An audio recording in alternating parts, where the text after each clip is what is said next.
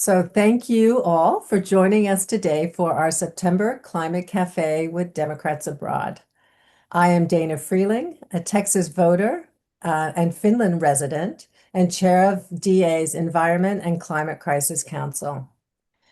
Before we get started today, I'd like to remind everyone that we do have off-year elections coming up, mostly in November, in all but 3 US states. So please get yourself registered to vote, and you can go to votefromabroad.org. Do it now. You should register anyway every calendar year. And if you in a state with important ballot measures, do get your ballots back promptly because we have critical elections in Virginia, New Jersey, Texas, California, and other states. So can't be remiss in calling out these important elections. Our power is really in our vote. Now, on to the subject of our Climate Cafe, the Global Plastics Treaty. Today, we have a very special guest, Daniela Duran González, calling in from Colombia, who will provide some expert perspective on the status of the Global Plastics Treaty and the rocky road to achieving consensus in solving this enormous problem. Ms. Gonzalez will lead us through the vital framework disputes on managing waste. Daniela Duran González is a sociologist with a master's degree in environment and development from the London School of Economics, LSE, and in a Chevening Scholar. She has nearly 10 years of experience in national and international environmental policy with a focus on plastics governance, marine conservation, biodiversity, and climate change. She has represented civil society organizations in multilateral negotiations, such as the Global Treaty on Plastic Pollution, the Basel, Rotterdam, and Stockholm Conventions, the UNFCCC, the CBD, the WTO, and the BBNJ Agreement. At the Center for International Environmental Law, she served as a senior legal advocate, advising delegations, Indigenous peoples, and communities in key environmental and regulatory processes. So, thank you so much for joining us, Daniela. We're delighted to have you. The floor is yours. Thank you very much, Dana, and thank you for the invitation to talk about this topic. It's a pleasure to be here with you today, having coffee this morning. As I mentioned to Sam when we were discussing how are we going to approach this conversation about the Global Plastics Treaty, what I thought would be more interesting, possibly for us to have a conversation, it's to center on some of the three core discussions that us to the blockade in which we are right now, which is basically we just came back from Geneva, which was supposed to be the last round of negotiations. So we could have a global treaty to deal with plastic pollution. But what we found is that we are at an impasse, that it's going to be impossible to resolve via consensus. And the reason it's because, and I'm leading towards these three elements that I feel are most important right now. It's first a dispute on the framing, on what is the plastic pollution problem, and what are the policy solutions that we should take to deal with this problem. But the second big bucket, it's why are we having a dispute on that framework? And that's very, very related with how vertical the fossil economy has been integrated with plastics and how plastics have become the plan B for the energy transition, and how that has led to an irreconcilable perspective among countries on how the plastics treaty should deal with this crisis. And that leads us to a third question that it's more related not with the why, but with the how are we going to resolve this crisis, and is whether consensus is the road that we have for delivering a treaty at this point or not. And possibly the response is not. But with that in mind, I am going to walk you through some of the key discussions around the framing for plastic pollution, how the process and the negotiations are going, and what are the interests that we are seeing in these negotiations that have led us to where we are right now. And afterwards, I'm expecting that we can also have a conversation. And I hope that you can bring the questions that you feel are more useful to understand the process, but also to understand the role of the US, how it has changed, where are we right now with the US in this discussion, so we can have a collective conversation and a collective discussion around that. And please ignore my dog eating my plant at the corner. Like, that's not part of the conversation today. Okay, so I'm going to share with you my screen because I'm going to show you some slides that I've prepared and that I've used for some different discussions. But as I mentioned, one of the first most important conversations that we have here and disputes that we have around the Global Plastics Treaty, it's the framework.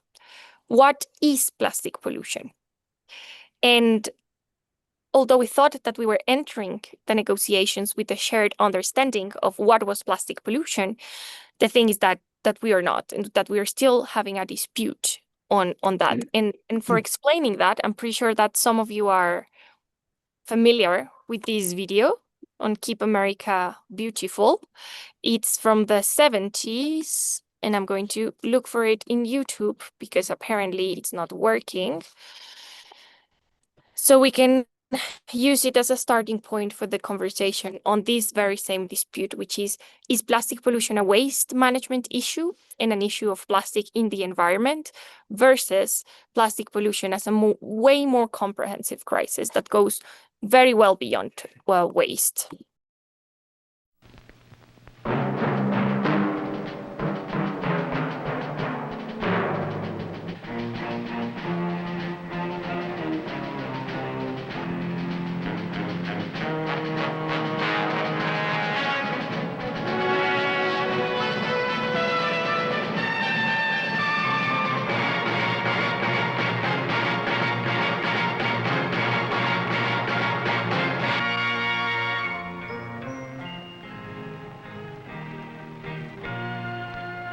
Some people have a deep, abiding respect for the natural beauty that was once this country. And some people don't.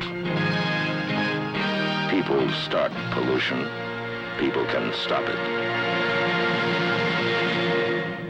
Write for Pollution Booklet, Box 1771, Radio City Station, New York.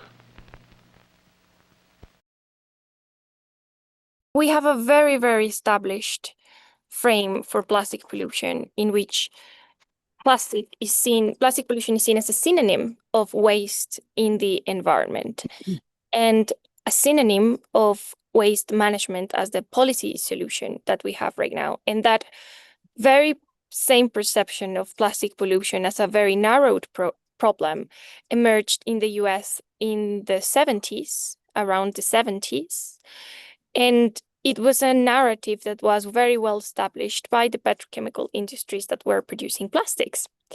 We had a boom of plastic production, particularly for single-use items after World War II for several social reasons, including a lack of materials during the war, but also an opportunity that companies saw when women were starting to enter the workforce on selling plastics as an alternative for being able to do the job, to live the public life, while still being able to deal with all of the tasks at home because you didn't have to wash, for example, cutlery. And if you see the cover of Life magazine in 1953, you're going to see this promotion. But the thing is that around the 70s, plastic started to have a very, very complicated public perception because people was seeing plastics in the environment, and different from other materials, plastics were persistent in the environment. So we started to see some issues like this commercial of Keep America Beautiful, when we see plastic in the environment. Also, we can have a full hour chat on all of the colonialistic frameworks that we're seeing in this particular video. But industry started to deploy a very, very large marketing campaign on two things. First, plastics in the environment being an issue of the consumers, so a very, very individual problem, but also about recycling. Recycling is the result of actually a competition among industries to create a potential solution that can solve the problem and the issue of public perception that plastics were having in the 70s. But back in 1973, we have records of the American Chemistry Council mentioning that recycling was not going to be a solution at scale for plastics, that it could be useful, but it was not going to be a solution at scale. So we do have a very, very established framework of plastics being an issue of waste in the environment, and industry, and the petrochemical industry and the oil and gas industry has worked very, very, very hard the past 50 years to establish this framing for plastic pollution. But the reality is that today we have way more evidence about what plastic pollution is beyond waste. And this is where the framing dispute comes into the negotiation. So right now we have evidence that mentions that plastic pollution threats all of the planetary boundaries that we have right now. And one of the most interesting recent findings that we have is that plastic production only can consume 1/3 of our remaining global carbon budget to achieve the 1.5 goal of the Paris Agreement. To understand the magnitude of that, that is more of what is expected for the energy and transportation sectors in terms of emissions and in terms of shares of what we have left to actually achieve the 1.5 goal of the Paris Agreement. And that's just one aspect that it's not related with the dimension of waste of plastic, but that is related with the production of plastics. So that changes the perspective towards a very, very focused stage of the plastics life cycle, which is the end of the material life cycle, towards the production of the material. And then we have the dispute that we are seeing in the negotiations. When we had our mandate to establish a treaty in 2022, we managed to include in the resolution that we need to address the full life cycle of plastics, being consciousness of all of these recent evidence that demonstrate that plastic is a problem, not only when it becomes waste, but throughout its life cycle. But this is something that it's being disputed by countries. We are seeing the US, we are seeing some of the oil-producing countries, Saudi Arabia, Gulf countries, Russia, Iran, reinterpreting what the full life cycle means. And we are seeing things like the full life cycle of plastic waste, for example, in trying to avoid all types of regulation that go beyond waste and that start touching on the production and the consumption of plastics. And if we, on top of this environmental perspective of plastic pollution as something that goes well beyond waste, we add the health perspective, then we start to see a very, very complex problem that we are not going to be able to solve via waste management issue. Today, we know that plastics have more than 16,000 chemicals. Of those 16,000 chemicals, at least 4,000 chemicals are of concern for human health and the environment, for their endocrine disruption, because they are potential carcinogenics, among many other proven impacts on human health. But also, we lack a lot of information. There are more than 10,000 chemicals for which we are lacking data because of intellectual property rules for the companies that produce plastics. So we do not know what are we being exposed. And then if we saw the dimension of microplastics, well, it turns out we have microplastics all over our body, that's affecting pregnant women, that it's affecting men. So we have plastics everywhere. Microplastics add act as a Trojan horse. So it's not only the presence of microplastics that has been correlated with inflammatory diseases, but it's also the dimension of microplastics carrying all of those chemicals of concern into our body and worsening the exposure that we're having. And we have studies that directly correlate the amount of plastics that we are producing with the amount of microplastics that we are having in our body and to the exposure of microplastics. So the more plastics we produce, then the most microplastics we are having. And this also, of course, implies a full human rights perspective of plastic throughout its full life cycle, from the extraction of fossil fuels. Today, we know that 90% of plastics come out of oil, gas, and coal. They are representing 16% of global oil demand today, around 8% of gas demand today. So from the extraction to the persistence of plastics in the environment, this is a human rights issue. The Special Rapporteur on Human Rights put a very comprehensive report back in 2022 on all of the impacts of human rights from the extraction of fossil fuels, from the production of plastics in the petrochemical industry, the production of the products themselves, the exposure, and the plastics in the environment. So we are seeing really two clashing perspectives in the plastics treaty discussion. One that is being put forward by countries like the US, which is that plastic is only a waste issue, and therefore we need to have a treaty that focuses on waste management, recycling, and cleanups in the environment, versus the position that the most ambitious countries have, which is a group that includes several countries in Latin America. Colombia is part of those countries, but we also have Peru, Panama, Uruguay, Costa Rica. We have the European Union. We have a big group of African countries in that group that are around 120 countries, which means the majority of the world, versus around 17 countries that are the ones that are opposing this, that want to see a treaty that is more comprehensive, that starts by reducing plastic production, that eliminates chemicals of concern, that has a human rights-based approach, that works around product design. So in that sense, we are seeing,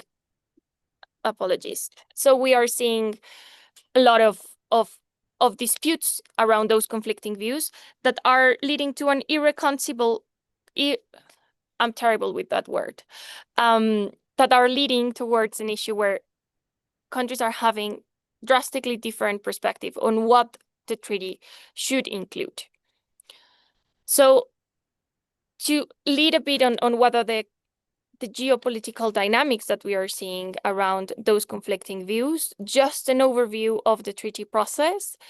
We started these discussions in 2016 in the United Nations Environment Assembly, where we agreed and the world agreed to have an assessment of what could be the potential governance schemes that could lead us towards dealing with plastic pollution at a global level.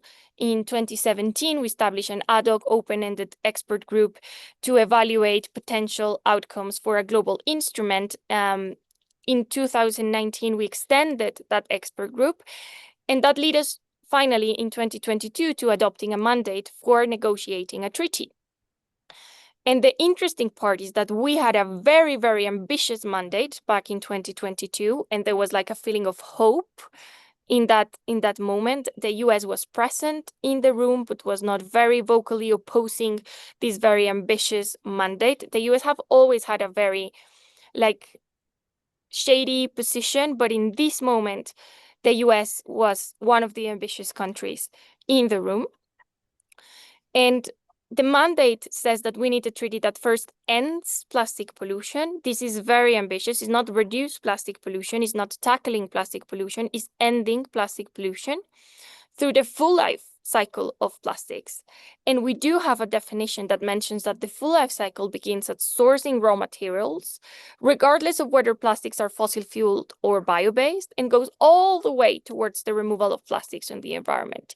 So we had a lot of hope at this moment, but the reality is that that hope was watered down the second that we entered the negotiations. So the first round of negotiations was in Punta del Este in Uruguay, and here we started to see a very, very vocal group of countries that today they are called the like-minded countries, that are basically the Arab group, Russia, Iran, Iraq, and the US at this moment. So we saw definitely a shift in the US position.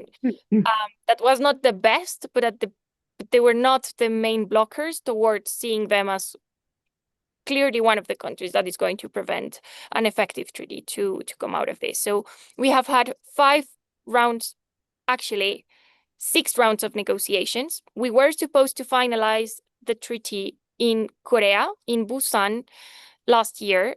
We did not manage to achieve that. So we had another round of negotiations in Geneva, and now we're going to have another round of negotiations trying to finalize this instrument. So basically, I am going to use some memes to try to describe what has happened in the negotiations. So in Punta del Este in Uruguay, we all came very hopeful about what was going to be the outcome. We had a very ambitious mandate for the negotiations, and we started to see countries, the group of like-minded countries, bringing every discussion into a knot around the rules of procedure. And this is the perfect bridge to talk about consensus, because what they managed to do was to question the rule that allowed the INC, the Intergovernmental Negotiation Committee, to vote. And this was a precedent, because we've never had an INC of a multilateral environmental agreement that cannot vote. But they managed to question that. And by questioning that, they locked the negotiations in consensus-based decision-making, which was obviously perfect for them, because that means that they could veto the negotiations. The second round of negotiations, we went to Paris with this discussion. They brought it again. They stalled all of the discussions towards reinforcing that we actually need consensus for decision-making. In INC3, we had very productive discussions. We had a very, very good text that reflected solutions throughout the full life cycle. But the reality is that we didn't manage to agree on having work between sessions that allowed us to progress, because Saudi Arabia and Russia blocked the decision that allowed us to work on chemicals of concern, on identifying which chemicals the treaty was going to ban, for example, in the intersessional period. So it basically was a very complicated situation. Then we went to Ottawa in Canada, and the situation got even worse, because we managed to completely fail, because we entered the negotiations in Ottawa with a text that had 20 pages, and we left with a text that had 70 pages and that had more than 4,000 brackets, which means that there was not agreement on anything. And we had a text that was flooded with that clearly was a technique to stall the negotiations from the like-minded countries that didn't want to see anything around chemicals or production. And then we went to Korea, which was supposed to be the last round of negotiations. And we started seeing clearly this division between the majority of the world that wanted some regulations to reduce plastic production, to tackle climate consequences, but also to tackle the exposure to microplastics, and to be able to produce the plastics we need, and only the plastics we need, so we could scale up recycling and other solutions. But we started to see that the minority of countries completely blocked the adoption of an instrument, because they were asking to completely remove all of the articles that were talking about production, chemicals of concern, problematic and avoidable plastic products. But we do see the confirmation of let's say, what could be a coalition of the willing of the majority of the world. Then we went to Geneva, and it was the same disaster as ever. We are in the formal discussions of the treaty. We saw countries questioning the scope of the instrument, aiming to reinterpret what the full life cycle means by removing completely production and the extraction of fossil fuels. That, to be honest, that was never on the table for us to regulate, but it's part of the full life cycle. We, on the first few days, went from a text that had around 500 brackets towards a text that had 1,500 brackets. The chair, we were missing 2 or 3 days to finalize the negotiations. The chair put a text that was completely awful because it was the text that the oil-producing countries, including the US, wanted to see, which was a text with no production regulation, no regulation on chemicals, and based pretty much only on national action. So what's the point of having a treaty if the treaty is saying that everyone can do whatever they can at the national level to deal with this crisis? This group of countries opposed that text, leading the chair towards releasing a new iteration of that text that ended up being more acceptable without being perfect. And by perfect, I don't mean perfect. By perfect, I mean something that was kind of balanced, that could allow the treaty to function at a longer term. And this text was completely rejected by the US and was completely rejected by the oil-producing countries. And these countries were asking to completely remove the progress of the past 2 years and to go back to INC1 and to restart the whole process. So we went out of Geneva clearly with the feeling that we are not going to see this out if we are having consensus-based. And just to show you a bit the reason why we are having these very conflicting views, that I believe we're not going to find a middle ground among what ambitious countries want and what the US and the like-minded countries want, is because this is fully embedded in the future of the fossil fuel industries and in the future of coal, oil, and gas. We know that plastic production is what will maintain oil demand growing, and in general fossil fuels, but particularly oil demand growing in the next decade. The International Energy Agency mentions that by 2050, petrochemicals, and plastics are the main output of the petrochemical industry, will represent 50% of global oil demand. So this is the lifeline of the fossil fuel industry. So of course, countries that have an interest in sustaining the demand and the production of fossil fuels are completely opposing a treaty that can actually solve the problem, because we have sufficient evidence that is telling us that to solve the problem, we need to produce less plastics. Not fully end the production of plastics, but we clearly need to stop producing the amount of plastics that we are producing today because of the emissions, because of the exposure, because of the presence in the environment, among all. And the president and CEO of Saudi Aramco, which is the main company in Saudi Arabia for producing oil and gas, mentioned recently that the company plans to use a significant portion of its crude oil production for non-energy applications, including plastics manufacturing. So what we are seeing is that we're having vertical inversions that are not anymore passing, because for the production of energy and fuel, which is what we have right now in the petrochemical industry, it's mainly for producing fuel, and the remnant of that production, which is the naphtha, which is a mix of hydrocarbons, then is transformed into plastics.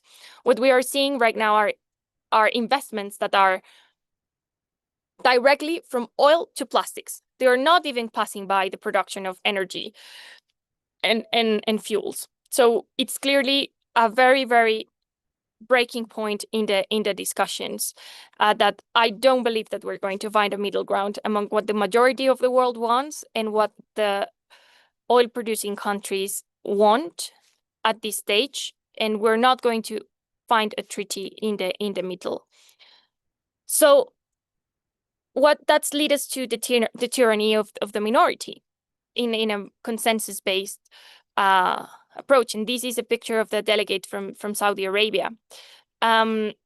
So the reality is that if we want a treaty that actually is worth the paper it's written on, we cannot have the treaty that the oil-producing countries want, because that is only going to mean that the production of plastics is going to triple by 2050. That means that is going to have very, very concerning consequences on climate change, that it's going to increase the amount of waste that we developing countries cannot manage.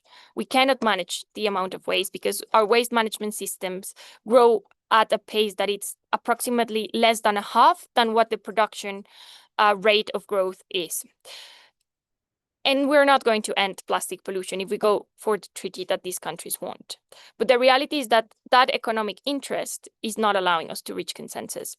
So we are seeing their veto power on progressing the negotiations, and we're seeing clearly a tyranny of the minority now, led by this Arab group, Russia, Iran, and others, but also the US joining that group. So that brings key questions about the geopolitical balance. If we have some of the big guys in the room opposing a treaty that is actually worth it versus the minority of the world that we have the numbers, but maybe we don't have the geopolitical power, then what does that mean for the future of multilateralism, right? So what is the alternative option? We could vote, right? But for voting, we need a full process for questioning the rules of what the like-minded countries achieved on the rules of procedure of the negotiations. So we need political will to give a fight to bring back the possibility of voting to the negotiations. And potentially the only existence of the possibility of voting could create an incentive for this bloc of countries to actually compromise and to actually reach an agreement that could be acceptable both for them and the majority of the world because of the fear of voting, which is what we don't have today. But there are questions about what does that mean for progressing multilateralism that has been very, very rooted in consensus, and also about to what extent the majority of the world even can have, if the numbers of the majority are sufficient to give this fight, now that we have some of the major geopolitical powers of the world in the side of the evil. And what we saw was, and the rumor in the negotiations was actually that the US was calling the capitals of these ambitious countries, asking them and bringing questions and bringing statements about the importance of consensus and why voting was a very, very bad idea. So if you have one of the major geopolitical powers in the world calling your capital and asking that you backtrack on the possibility of voting, then that it's something that can really stall the negotiations, because then they start to mess with some of the trade wars that we are seeing right now, that can very easily lead for the capitals to ask their delegates to be less vocal about the possibility of voting. And then what does that mean for the future of the treaty? So there are implications of having some of the major geopolitical powers on the side that are preventing the treaty. I also want to bring this very quickly, which is what's the industry influence, which is also shaping the discussion of the negotiations. These are numbers from INC4, so there are more recent numbers, but just wanted to bring this as an example.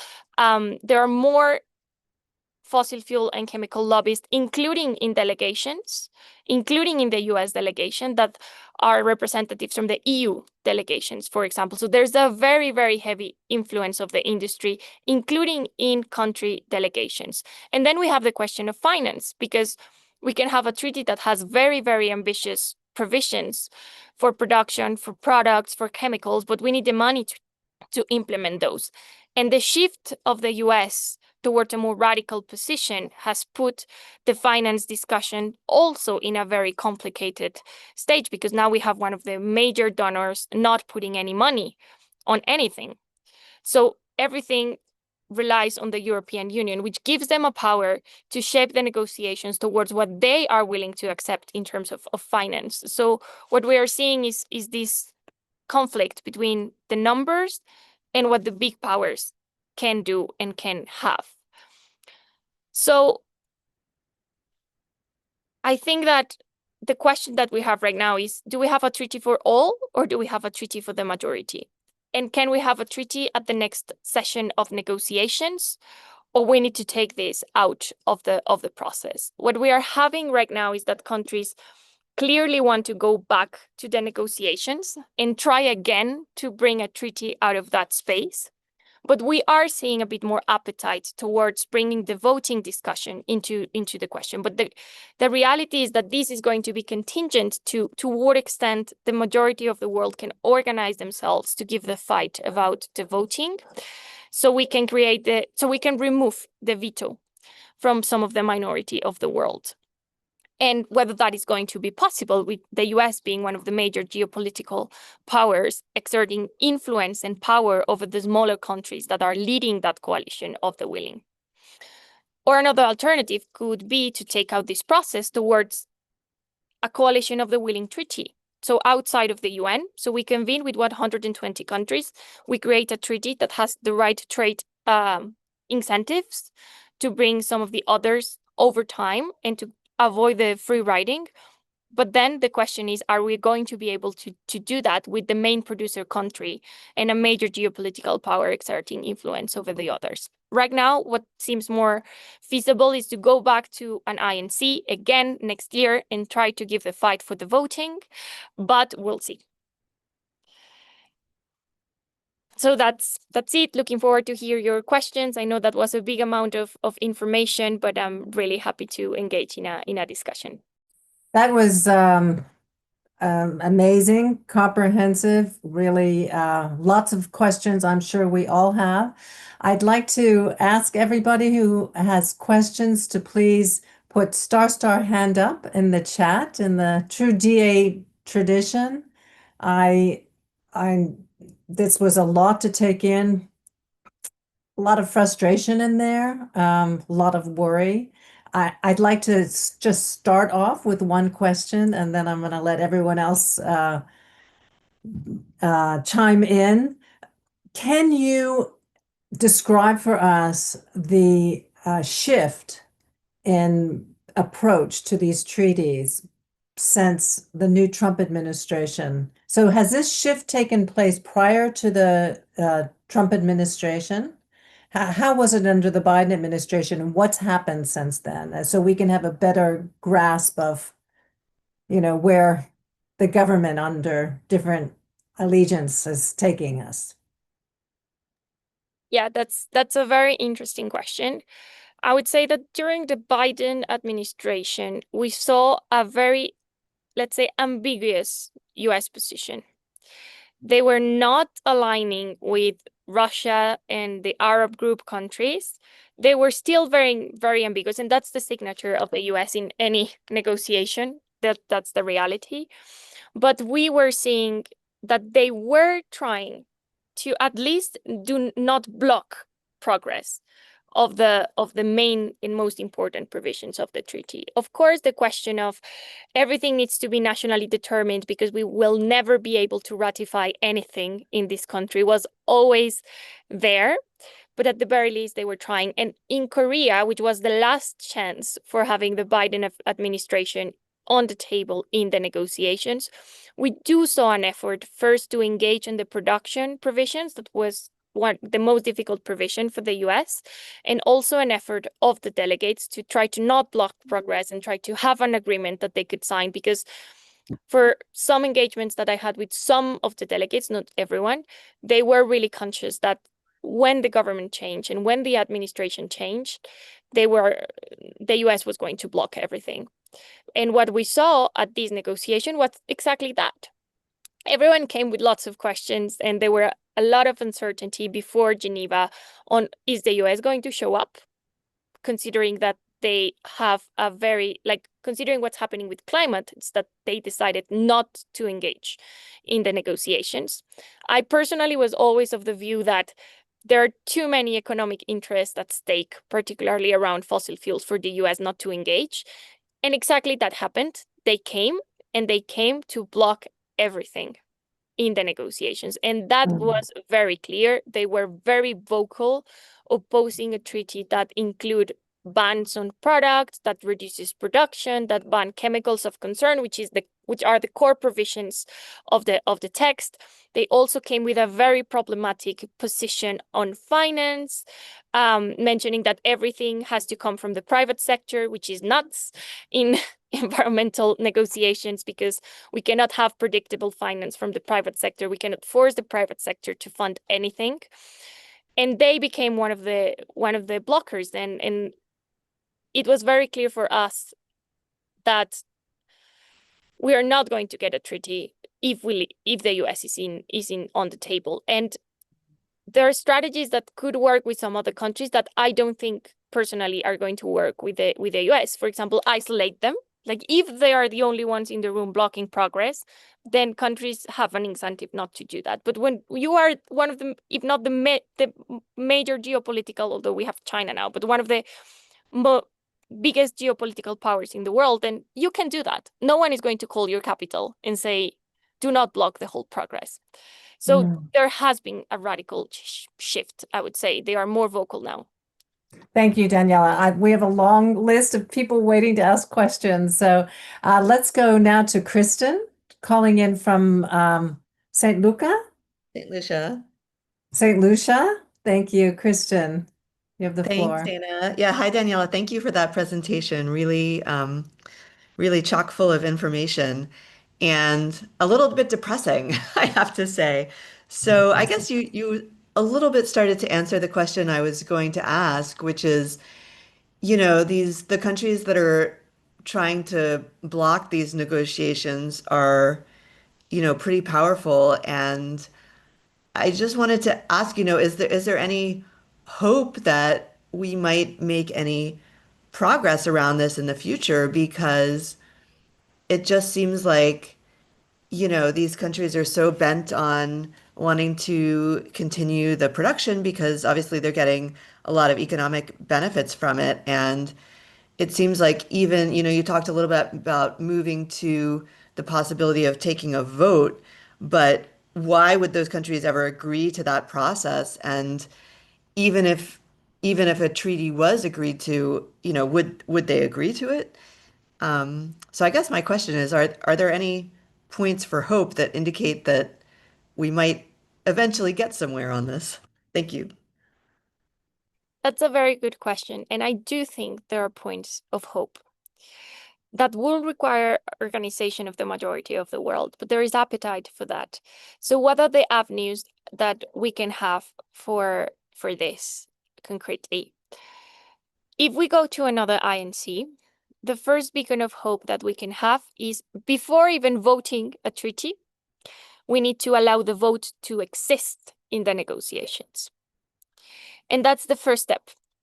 And I do think that there is, we're so frustrated that I feel there's appetite for allowing the vote to exist in the negotiation. So concretely, how can that happen? We, ambitious countries, can ask, and there are different ways of doing that, but you can ask in the negotiations, I do want to solve the question of the rules of procedure, because right now they are provisionally adopted. The rules of voting is on brackets, so we cannot use it. So you can ask to solve the question of voting, and then probably you will end up voting on the possibility of voting. So it's just it's a cycle of many steps, of procedural steps. But the question is, first, you can allow and you can resolve the possibility of voting by voting not on the treaty, but on the possibility of voting. And then there are different ways you can use that. For me, the hope is that if we get to that question, we get the US outside of the room, because they will not be able to block. If we can vote and they are in a position to lose the vote, they can be outside of the room, or even they could be the ones calling for the vote. That happened at the IMO recently, where we were discussing some greenhouse gas emissions regulations for shipments. They were the ones that called for the vote, and they lost. So I feel that the possibility of voting, it's something that could lead to two things. Either they continue to block, and they put the majority of the world in a position where we will have a text that we will vote, or that gives the incentive for them to actually engage with the majority of the world and not dragging the world towards their position, but engage in trying to find some middle ground and engage in what we want to see in terms of production and consumption. So that gives me hope. That we can resolve that possibility of voting, and that can lead either towards a better behavior in the room, because you cannot veto anymore because you are at risk of a treaty being voted and you being left out, or that we end up voting and they are outside. The US is not going to ratify either way. So I do not think that we should spend too much time trying to engage with them, because they are blocking everything for something that they won't ratify. the key for success, and I see that's where the second part of your question is going, is can we have an effective treaty if some of the major producers are not on board? I do think so, that we can have that. And there are two options for this. We have a consumers treaty. And okay, we don't touch the production, but we shape the market from the consumption perspective. So we'd start thinking about how do we restrict the amount of virgin plastics that we are importing to our countries? How do we establish regulation on our countries on plastics that have chemicals of concern? And that means that we will not be able to import plastics that have chemicals of concern. That on the more radical perspective, but we could have a consumers treaty. We do have the power to do that. And for me, the key question here is China. If we have China on board, then we can have a treaty that has the major producer on board. So we are having a lot of discussions and a lot of efforts on how do we bring China on board. And in Geneva, we saw China actually engaging in a good spirit. Like there is something that they can accept and that they can be on board. But the question is, how do we do that if we vote or not? But for me, we can have a treaty that can deal with production, that we don't have to go towards the consumer and trade measures treaty perspective if we have China on board. And if we have the right incentive with China to avoid free ridership. And we can have a discussion of what does that mean for the modern geopolitical dynamics of the world, but we can have a treaty that has some of the right incentives for China to continue having a good market share with the countries that are part of the treaty, but that has incentives to prevent free ridership from countries like the US and from the Arabs that are never going to join this treaty. And then you have India, which is also a major producer that they always block, but in the end, they end up joining. So if China joins, then you will have like a domino of countries that will join the treaty. So our efforts are right now in China.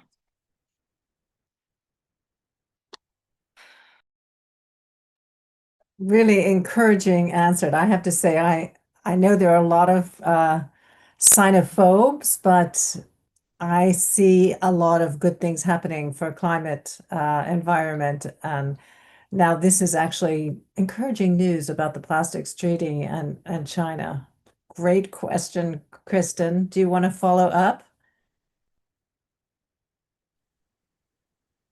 Or maybe Sorry, I was trying to unmute. No, that's fine. That was a great answer. Thank you so much, Daniela. I know there's a lot of other people in the queue, so please continue.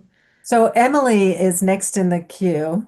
She's calling in from Italy? Daniela, you already touched on a large part of my question, and so I guess I'll just ask you to go a little bit more in depth about the options for acting without the US, the options for acting without Saudi Arabia and Russia. And is there a way that we can, that the majority of the world can basically perhaps form a coalition amongst themselves? You mentioned the Consumers Treaty. I'm wondering if, what the options are, if you are pretty confident you can get China and India on board. I'm just wondering, to what extent could the rest of the world just cut the US and Saudi Arabia and Russia and possibly boycott and create sanctions? I don't know if that's a favorable outcome or not. I'm just wondering what some of the implications are if you just march ahead without the production countries. So I can see two possible avenues to have a treaty without them. I do think that we're never going to have a treaty with them. So for me, the only option is, how do we have a treaty without them, right? So the first avenue is within the UN process that we have right now. And for me, if we want to have something out of the UN process that we are right now, we really need to solve the question of voting. So as I mentioned, I see, and this is like a tree, right? Like a decision tree. So we go to within the UN process. Then we solve the question of whether we can vote or not. That can lead to two possible outcomes. They allow a treaty to progress they won't join, but they allow progress because they are afraid of being left out and not being able to shape. And then we have a treaty that it's kind of acceptable, but still weak. Or they don't allow progress and we end up voting a treaty, which means that possibly only the countries that voted yes are going to join and are going to ratify. And therefore, we need to think that, and here you have two options, right? We can have a treaty with no producers, which I don't think that could be a good idea within the UN process, or you have a treaty with China. So therefore, you have a treaty that is not super strong, that can bring China on board, but that can still deal with production because you have the main producer. And then you have to think, how do you put incentives in that treaty to avoid the free ridership of the US, particularly that they can continue producing and export to countries. There are provisions that have been used in other MEAs for this. We will have to see the appetite of the other countries to put some of these provisions on the table. So far, they haven't been very supportive of that, but the situation, I do believe, has changed. And we do have countries, and we are thinking about avenues that are not consensus anymore to reach this. So there's our party non-party provisions, which mean that, for example, the Montreal Protocol has party non-party provisions, which means that for importing products to my country, you need to comply with the environmental rules that I have in my country. So if I am not allowing plastics to contain chemicals of concern to be in my market, then you, when are importing that, you have to ensure that your product, if it wants to enter my market, does not have chemicals of concern in it. So that could be an alternative for this. That within the UN process. If we want to take it out, at the moment, what I'm seeing is that there's no appetite to take it out right now. So taking it out of the UN, we need that this strategy at the INC does not work. But we can. We have the Ottawa process, which is the landmine process, in which countries took out the discussions out of the UN, and a group of countries came together, created a treaty, and it's a quite effective treaty right now. And that would be a consumers treaty. So that will require a slightly different perspective, and that will require like a more thoughtful discussion about what kind of provisions that treaty can include. That can look like the party non-party provisions, but there could be another options that are, for example, trading incentives that could bring China on board with technology, for example, innovation, etc. That could that allow China to keep the market share, but with a different perspective, right? So I do think there are options, but these options are contingent of a decision 3 of whether we can take out something out of the UN process or not. Really interesting response, and interesting in the comparison with the landmine treaty. Very interesting. Emily, did you want to follow up? No, I think you answered my question quite well, and would love to give a chance to the next folks. Yeah. Belinda, you're next on the list. You want to unmute for us? Yes, I did. Can you hear me? Yeah. Oh, yay. Okay, first of all, really quick, Daniela, I'm so impressed. You're giving this fantastic, incredibly detailed thing in something that's not your native language. I applaud you, hands up. Wow. What can I do as an individual besides write and call my reps, send them emails, watch what I purchase, recycle everything that I can possibly recycle? And France is great for recycling. What can I do besides that? Yeah, that's a question that comes to my mind a lot, because as an individual, you can do two things from my perspective. You can be very careful and mindful of your consumption patterns. So of course you can reduce as much as you can your consumption of plastics for your health, not even anymore for the environment, but this is a health issue right now. And try to recycle whatever you can and all. And the other avenue that I see for consumers is, you just mentioned that, political pressure. democratic governments, and I just say like democratic governments, do respond to public pressure. So I do think that having that political activism and pressuring and changing the narrative. Right now, we need to change the framing. We are advancing, but we still see a lot of effort from a very, very powerful industry to continue maintaining the perspective that plastic pollution is only a waste management issue and that it's the responsibility of us as individuals to deal with that and not the responsibility of the fossil fuel companies that had actually created this crisis. So as an individual, I can only see those two avenues. But the conflicting part of it is that it has a very, very structural component that we individuals are not in a position to take, and we should not be taking the responsibility of that. I feel that if we believe that this is only our issue, we do have something to do, of course. It's not that individuals do not do anything, but we need to also complement that perspective with the most structural perspective of the issue. It's that this is also a supply issue. We have an issue of oversupply, and economists will tell me that I'm crazy, but no, we are having more supply than actual demand, and we are expanding the production facilities beyond demand so we can sustain fossil fuel production. And that's not something that we as individuals can control because we're doing our part. Demand is going down for some plastics, not everything, but for some plastics like polyethylene, polypropylene, we are doing our part. And still we are seeing manufacturing facilities being constructed at a crazy rate. We are going to have more than 1,000 manufacturing facilities before next year, new ones. So we do need to keep the eye also on how do we put pressure to change the narrative that industry is putting out there to shape public policies, to shape the policy framing.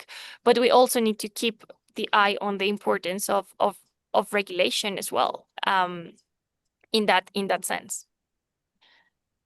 I want to thank you very much for that. You've given me a lot that I can now add to my emails and my calls to my representatives, because I'm just a one person, but I'm very insistent, so won't get rid of me. Thank you very much for everything. Thank you very much. Thanks for the great question, Belinda. Really good question. And I have to say, it helps us also to take action. It's an antidote to anxiety, and all these little drops together put pressure and actually can achieve something. But I also feel a lot of anger towards the fossil fuel companies and how they have for decades tried to shift responsibility, their responsibility, government responsibility, to the guilt of the individual. And I don't want that to happen as well. I mean, do your part, know you're doing your part, but the real fault lays elsewhere. This is the new tobacco industry. Definitely. Yeah. So Harry is waiting in line. I know he always has very thoughtful questions. Harry, you want to unmute? Hey, everyone. Hi. Yeah. So I want to jump off of, I think, a lot of the previous questions and also maybe do a slight focus shift. So we've been framing this very much as a political issue, a political process, negotiations between countries under the UN framework or otherwise, but clearly with a strong economic driver in that you see who are the countries who always stand in the way: US, Russia, Gulf countries, oil-producing countries. And then we see, the producers who maybe have more diversified economies, who can afford to make an agreement on plastics because they do a lot of other stuff in their economies, also like China and India. I want to turn fully to the economic. You've been talking about a consumers treaty.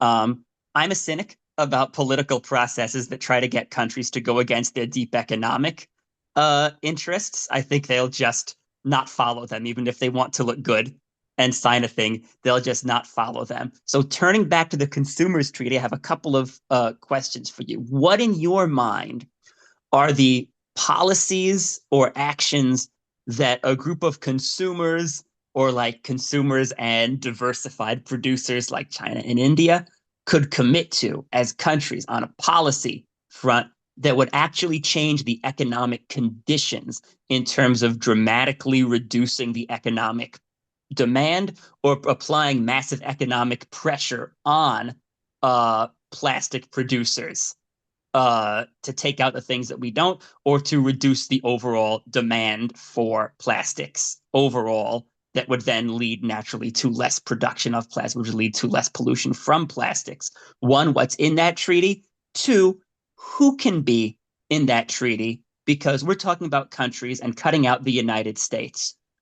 Well, are there frameworks under which parts of the United States, big economy blue states, New York, California, that have the GDPs of medium-sized countries, could join independent of what the national government does and add their economic weight to these other countries by adopting policies in line with this consumer treaty, whose aim is not primarily to constrain through a political agreement, but to actually reduce the economic demand for plastics overall, or for certain types of plastics that we consider the most environmentally or health-wise dangerous?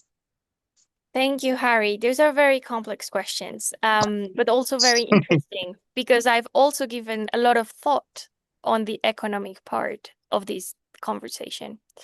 So let's see if I can try to put some ideas out there. But again, I would love to discuss. And afterwards, I will have to leave because I have another call. But I know that we still have questions from Kimberly and Travis and Christine that I would love to answer. So maybe, Sam, you can forward those questions to me and I can send you a voice note or something like that. But with regards of the economic part, I do agree that it's going to be really hard for countries to join a treaty that goes beyond, or that does not go in line with their economic interest. So for me, the question is, how do we design policies that make economic sense for countries?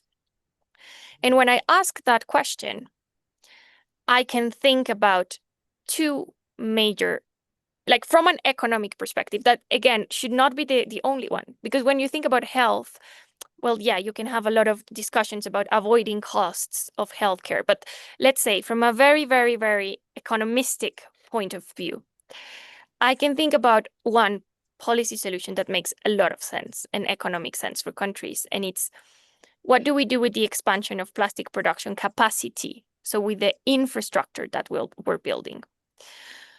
We're having very, very strong economic indicators and financial indicators that this is a very bad idea from a financial perspective.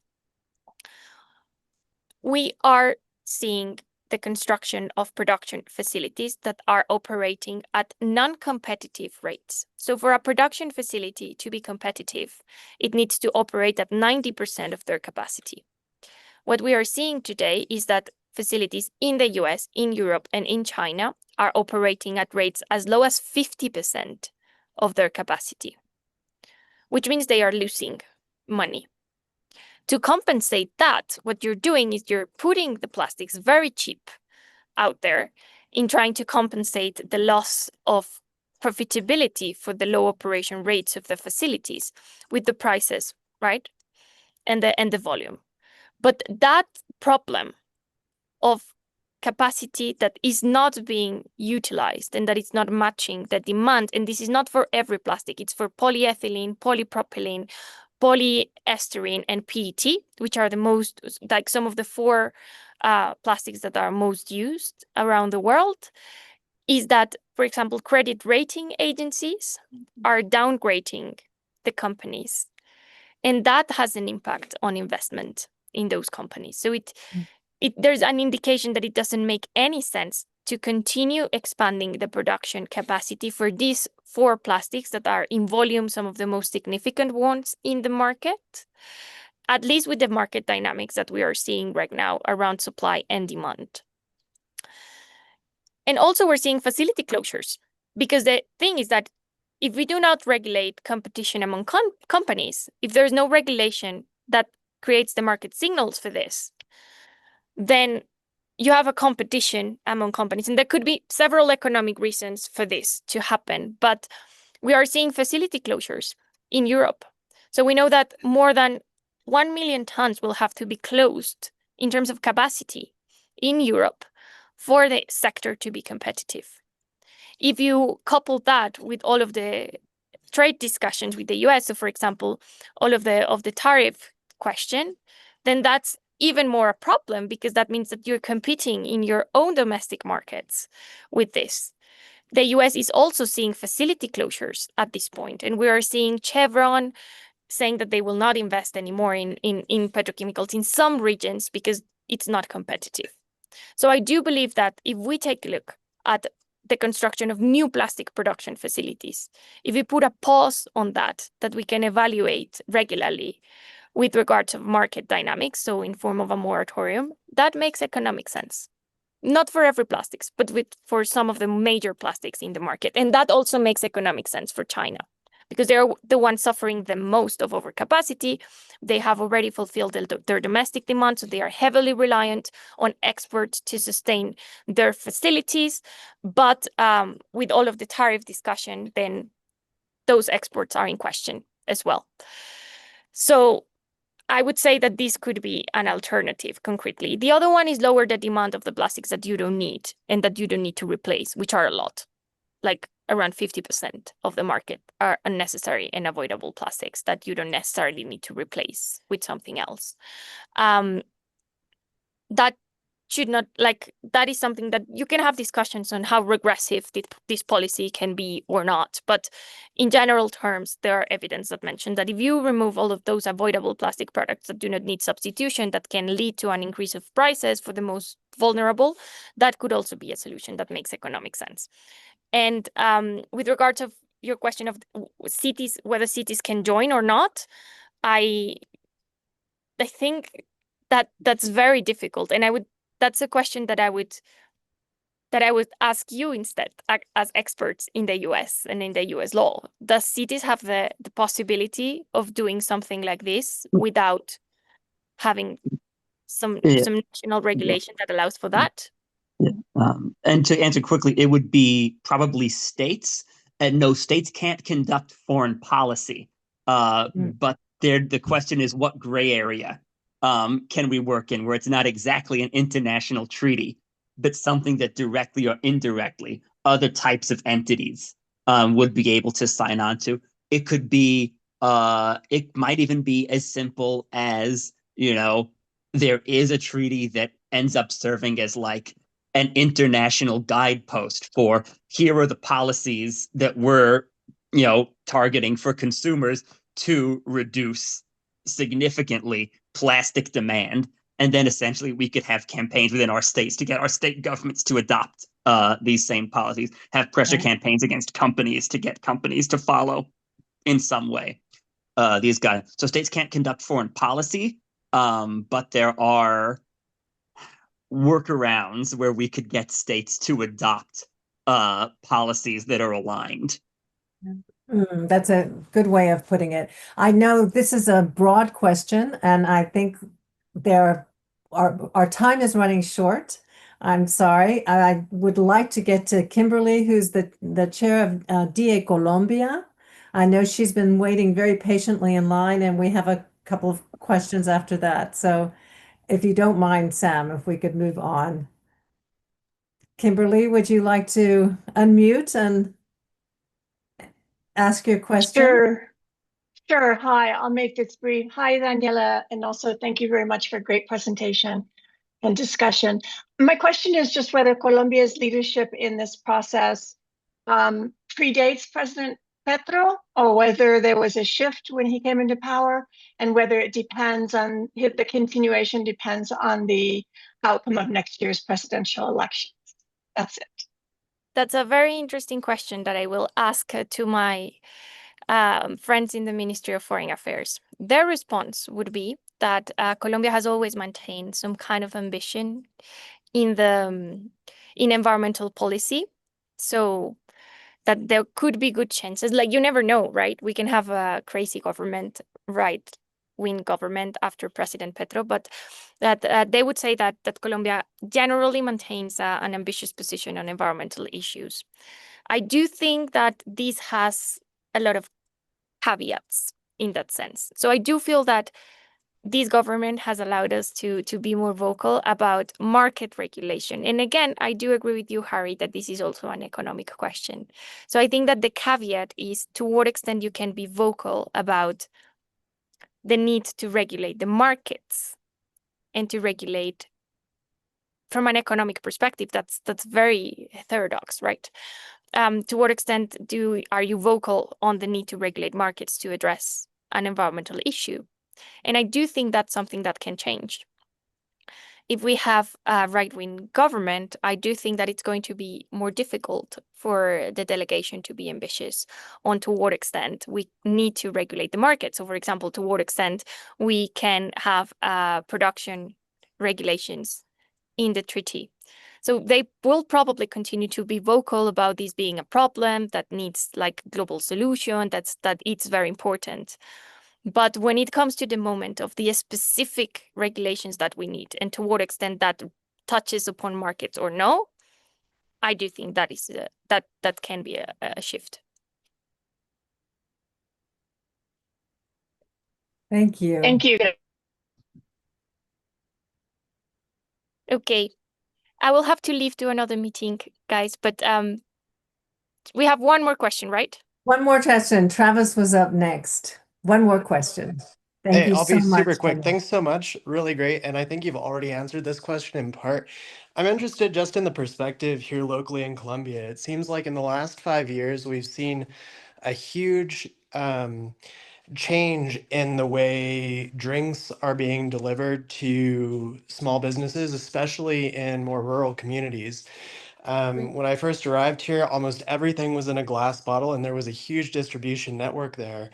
And in our businesses locally here, we see that it's almost impossible to get the distributors to offer you the reusable glass containers. Instead, they're pushing these plastic bottles. And so I think you've answered it to a certain extent with the economics of it, but how in the developing world can we incentivize the use of the existing infrastructure for what might be considered legacy products of glass bottles and containers instead of this move to disposable plastics? Thank you. Thank you, Travis. And I think that's a very good question. I do believe that if we leave this to the goodwill of the companies, it won't work because they are driven by because plastic is way, way, way, way more cheap than glass. And for them, the amount of costs that they are saving just by putting a disposable bottle out there, it's very competitive in that sense. So I believe that if we do not do this via regulation, it's going to be very difficult. So we can tax plastic bottles. That is going to be very difficult because the beverage industry will never allow that because they say that PET is recyclable, right? PET it's recyclable, not infinitely. There are studies that say that you can recycle PET up to 2 times only maximum before it becomes toxic. So it's not infinite, but that's the kind of discourse that companies have put when we have tried to introduce regulation on PET so we can incentivize reuse systems around drinks. So I do feel that this is something that we need to drive via regulation. That could be economic regulation like taxes, so you make plastics and glass more competitive in the market. The thing is that the gap is so big that the tax would have to be so immense that it will probably be regressive in that sense. Or you establish regulation that incentivize reuse systems that make them more competitive. Or we do put a regulation on PET bottles. That would be my favorite, but it's going to be very difficult to implement. But I do think that the very low price of the plastic bottles is very sexy for companies because it's so cheap for them that it's very hard to think about an incentive for them to switch. All over the world. Daniela, thank you so much for joining us today. Really, your generous time. We've had fantastic questions, outstanding presentation. We have learned so much, and I hope that we're better prepared, all of us, for the global fight to limit these toxic and dangerous chemicals polluting our planet everywhere. Thank you so much. Thank you very much for the invitation. I really enjoyed the conversation and your questions. Thank you. Ciao. Thanks all for joining us today. Next month, I think we will be having a climate cafe regarding decarbonizing the church. We have an amazing speaker to address these issues at the end of October, but we'll get back to you. I hope everybody is a member of the Environment and Climate Crisis Council. If you're not, please do sign up through Democrats Abroad. Go to Caucuses, find our webpage and sign up, and then you can get our monthly newsletter, get more about our events and initiatives. And we're delighted to have you and to see those of you who have showed up today. There's a very, really special speaker today. And don't forget to vote, to register to vote if you're from a state especially that is having an election this autumn.